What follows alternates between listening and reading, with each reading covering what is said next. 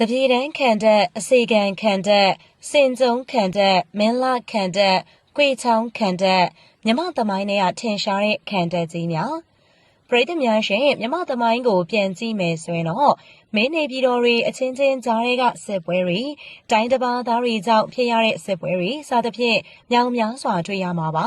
ဒီလိုစီးစရာကိစ္စတွေမှာစီဇန်ထိုးပွဲတွေစစ်သူရဲကောင်းတွေစစ်ပြူဟာတွေအပြင်ခံတက်ကြီးတွေလာလည်းအရေးပါတဲ့နေရာကနေရှိနေကြတာဖြစ်ပါတယ်ဒါကြောင့်ဒီနေ့ဗီဒီယိုလေးမှာဆိုရင်တော့မြမသမိုင်းတွေကထင်ရှားခဲ့တဲ့ခံတက်တချို့အကြောင်းကိုမျှဝေပေးသွားမှာလည်းဖြစ်ပါတယ်ရှင်အထင်ကရဖြစ်လာမဲ့ခံတက်အများစုကဂုံးပေါင်ခင်မှာပေါ်ပေါက်ခဲ့တာဖြစ်ပါတယ်အဲ့ဒါကလည်းအောက်မြန်မာပြည်ကိုအင်္ဂလိပ်တွေသိမ်းပိုက်ခဲ့တာကြောင့်သင်ခန်းစာတွေရပြီးကြိုတင်ပြင်ဆင်မှုတွေလုပ်ခဲ့တာကြောင့်ပါ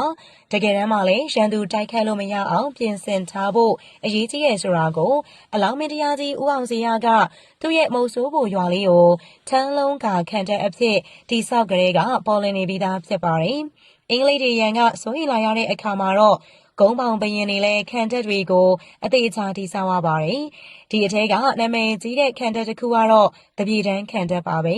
ဒီခံတက်ကိုမန္တလေးမရောက်ခင်နေရတနည်းအားဖြင့်စကိုင်းနဲ့အင်းဝအနီးမှာရှိတဲ့အေယာဝတီမြစ်ကမ်းပေါ်မှာတိဆောက်ထားတာပါပြောရရင်အဲ့ဒီတဝိုင်းမှာကြီးပဲနာမည်ကြီးခံတက်3ခုလောက်ရှိနေခဲ့ပါတယ်အင်းဝဘက်မှာဆိုရင်စင်ကြုံခံတက်စကိုင်းဘက်မှာဆိုရင်အစီခံခံတက်တို့ကလည်းရှိနေခဲ့တာဖြစ်ပါတယ်တပြေတန်းခံတက်ကိုကင်းဝင်မင်းကြီးအင်္ဂလန်သွားတော့ကလေ့လာခဲ့ရတဲ့အင်္ဂလိပ်ခံတက်ရဲ့ဒီဇိုင်းကိုနမူနာယူထားတာလည်းဖြစ်ပါတယ်။မူရင်းအမည်ကခံတက်တော်ကြီးဖြစ်ပေမဲ့တပြေတန်းရွာနားမှာရှိလို့တပြေတန်းခံတက်လို့နာမည်တွင်သွားတာပါ။ခံတက်တီဆောက်တဲ့ရွှေကျက်ရက်ကုန်းကိုအမိပြုပြီးရွှေကျက်ရက်ခံတက်လို့လည်းခေါ်ပါသေးတယ်။အရှိအနောက်ပေ400တောင်မြောက်ပေ350ကျော်ရှိတဲ့ဒီခံတက်ထဲမှာတော့စစ်တီတွေအတွက်အခန်းတွေရန်တိုက်တွေရေတွင်းတွေလည်းထည့်သွင်းထားတာပါတပြေတန်းခံတက်ကမန္တလေးမင်းနေပြည်တော်နဲ့အနီးဆက်ဆုံးခံတက်ဖြစ်ပြီးနောက်ဆုံးခံတက်လို့လည်းဆိုနိုင်ပါသေးတယ်စကိုင်းဘက်မှာရှိတဲ့အစေခံခံတက်ကိုတော့အီတလီရေတပ်ကကျွမ်းကျင်သူတွေကိုဦးစီးခိုင်းပြီးတော့တိစောက်ခဲ့တာပါအဲ့ဒီနေရာကစကိုင်းလှေထိုးသားအစေခံတွေနေတတ်တဲ့နေရာဖြစ်လို့အစေခံခံတက်ဆိုပြီးတော့နာမည်တွင်ခဲ့ပါတယ်နောက်တစ်မျိုးအနေနဲ့စကိုင်းပုံနားမှာရှိတာကတော့စကိုင်းခံတက်ဆိုပြီးတော့ခေါ်တာဖြစ်တယ်ဒီခံတက်ကြတော့ဆက်ဝိုင်းခြင်းပုံရှိနေတာလည်းဖြစ်တယ်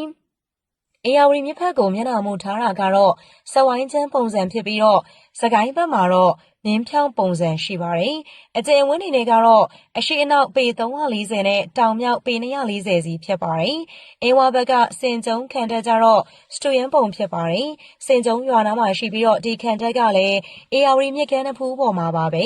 အုတ်တိုင်း3တက်နဲ့ဖွဲ့စည်းထားပြီးအပြင်တိုင်းက355ပေပတ်လည်အလေတိုင်းက293ပေပတ်လည်နဲ့အတွင်းတိုင်းကပေ200ပတ်လည်ရှိပါတယ်။ဒီတိုင်းနေကြားမှာတော့ပေ30လောက်ရှိတဲ့ရေကျုံတစ်ခုကိုလည်းထည့်သွင်းထားတာပါ။နာမည်ကြီးမင်းလာခံတက်ကတော့မကွေးတိုင်းဒေသကြီးမင်းလာမြို့မှာတည်ဆောက်ထားတာဖြစ်ပါတယ်။ဒီခံတက်ကအေယာဝတီမြစ်ကိုဆန်တက်လာတဲ့အင်္ဂလိပ်တို့ကိုခုခံတိုက်ခိုက်ခဲ့တဲ့နေရာမှာနာမည်လည်းကြီးခဲ့ပါတယ်။ကနောင်မင်းသားကြီးနဲ့ပြင်သစ်လူမျိုးအီတလီလူမျိုးအင်ဂျင်နီယာတို့ကြီးကြပ်ပြီးတော့တည်ဆောက်ခဲ့တာပါ။နောက်ပြီးတော့နိုင်ငံခြားမှာကျောင်းတက်ခဲ့တဲ့မြမလူငယ်အင်ဂျင်နီယာတွေလည်းပူးပေါင်းပါဝင်ခဲ့ပါတယ်။အပြင်အလျား183ပေကျော်အနံ132ပေကျော်လည်းရှိနေတာပါ။နောက်ဆုံးအနေနဲ့ဝေမျှမဲ့ခံတက်ကတော့ကွေချောင်းခံတက်ပါပဲ။နောက်တစ်မျိုးအနေနဲ့ဂွေးချောင်းခံတက်လို့လည်းခေါ်ပါတယ်။ဒီခံတက်ကြတော့မင်းလာခံတက်ရဲ့တစ်ဖက်ကန်းဒလွယ်ခုတ်နေရာလောက်မှာရှိနေခဲ့တာပါ။ဒေါင်းမန်စတူကန်ပုံရှိပြီးအလျားပေ240အနံ155ပေရှိပါတယ်။ဒီခံတက်ကိုတော့နှစ်ပိုင်းခွဲထားပြီးမြောက်ဘက်ခြမ်းကဒီဇိုင်းတွေကိုအလုံကာထားတာပါတောင်ဘက်မှာတော့အမြောက်တင်အုပ်ရိုးစင်မြင့်အလံထူစင်မြင့်တက်မှုအမိန်ပေးတဲ့စင်မြင့်တွေလည်းရှိပါတယ်ဒီခံတက်ကလည်းအင်္ဂလိပ်တို့ကိုပြင်းပြင်းထန်ထန်တိုက်ခိုက်ခဲ့တဲ့ခံတက်အဖြစ်နာမည်တွင်ခဲ့တာဖြစ်ကြောင်းဝေမျှလိုက်ရင်းနဲ့ဗီဒီယိုလေးကိုညီကုန်းချုပ်လိုက်ပါတယ်အဆုံးထိကြည့်ရှုပေးတဲ့အတွက်လည်းပရိသတ်တယောက်ချင်းစီတိုင်းကိုအထူးပဲကျေးဇူးတင်ရှိပါတယ်နောက်နေ့ရက်တင်ဆက်မှုတွေမှာလည်းပြန်လည်ပြီးတော့ဆုံတွေ့ကြပါစို့ရှင်